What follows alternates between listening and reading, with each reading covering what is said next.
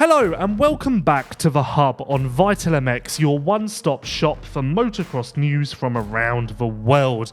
And as has become the norm in the off-season, we have a collection of notes from different corners of the globe to run through this week. So let's get right into it, starting with Rockstar Energy Husqvarna Factory Racing's RJ Hampshire. At the Supercross Media Days last week, Hampshire confirmed that he had a lot of trouble with his wrist, which eventually led to a hand injury, and he is far behind with his winter preparation. November 1st, I had another surgery on my wrist, got that screw taken out, got another plate put back in.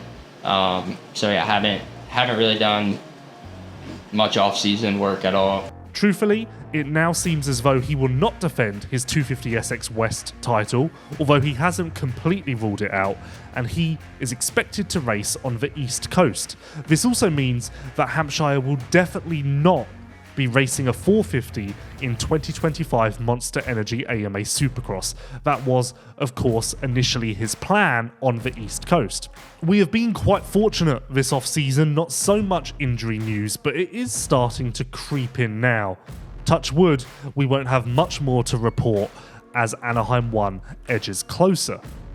In Monster Energy Yamaha Star Racing news, it has come to light that 450 team manager Jeremy Coker has moved on and has joined the Triumph organisation, although his role there has yet to be determined or made public, but it seems as though it will be something more on the commercial side. It's unclear who Monster Energy Yamaha Star Racing will get to replace Coker, although it's of course a very talented team and it wouldn't be a shock to see them promote from within. And in other news, and to the surprise of absolutely no one, Monster Energy Yamaha Star Racing has signed yet another amateur as Australian Caden Munir has joined the team and will be gearing up for the SMX Next program. So keep an eye on him when that amateur series fires into life in January. In more Yamaha news, Devin Simonson was confirmed as the final Muck-Off FXR ClubMX Yamaha rider for 2025. Simonson joins Maximus Volan, Jet Reynolds and Cody Schock on the team. Brandon Haas, the team owner, said this in a team statement: "There was an opening in the roster and a bike available, so we thought that we would give him a shot. He continued his training with us when he didn't have to and put in the work without complaint. One thing about Devin, there is never a bad day. His attitude and work ethic are contagious. We want to give people like that an opportunity, and this will be quite an interesting opportunity for us all.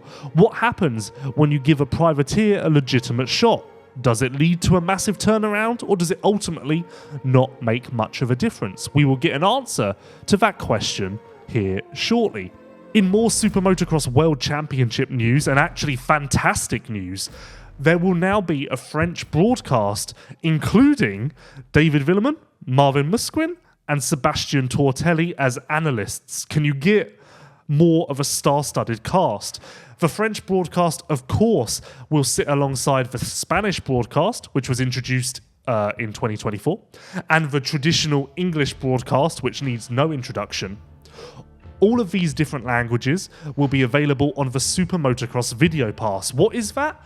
Well, that is the international fans' key to the SuperMotocross World Championship. If you are outside of the United States, you can subscribe to the SuperMotocross Video Pass and watch it no matter where you are. Live, delayed, it doesn't matter. It's honestly an impeccable service. I cannot stress how amazing it is, and it's even more amazing now as you will be able to select the English broadcast, the Spanish broadcast, or the French broadcast. Now, speaking of European territories, let's jump across to MXGP, where there were some calendar changes this week. As expected, the Grand Prix of Portugal, Agueda, filled the TBA slot on May the 4th. That was to the surprise of absolutely no one. Slightly more surprising is the fact that the MXGP of Great Britain has jumped onto the calendar on June the 22nd.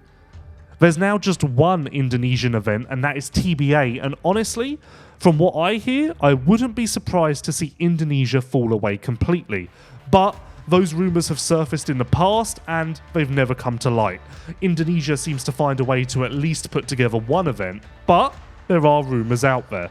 And actually, talking about MXGP, let's transition to the reigning champion, Jorge Prado, who was the victim of some rather vicious rumours this week.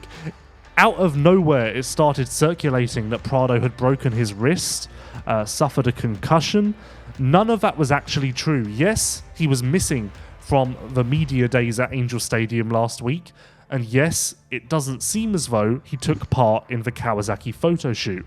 But as far as I understand, he just had a crash and was beat up, so took a couple of days off as a precaution. From what I hear, he did hit his head. That doesn't necessarily mean a concussion. He was just rocked a little bit, and with that comes a couple of days off the bike. Not a major issue in the grand scheme of things, but it was certainly made out to be so much more. And as we know, misinformation is rife in this sport. So, hey, let's try and put that straight a little bit. I think that's all for this week. Again, kind of a bizarre collection of news, pulling it from all corners of the globe, but that is what the Hub is. We're here to inform and help you understand news that maybe hasn't reached you previously. Thank you for watching. Thank you for listening. Thank you for putting up with the accent that so many of you adore dearly. I see that in the comments. And we will see you next week for another episode of The Hub.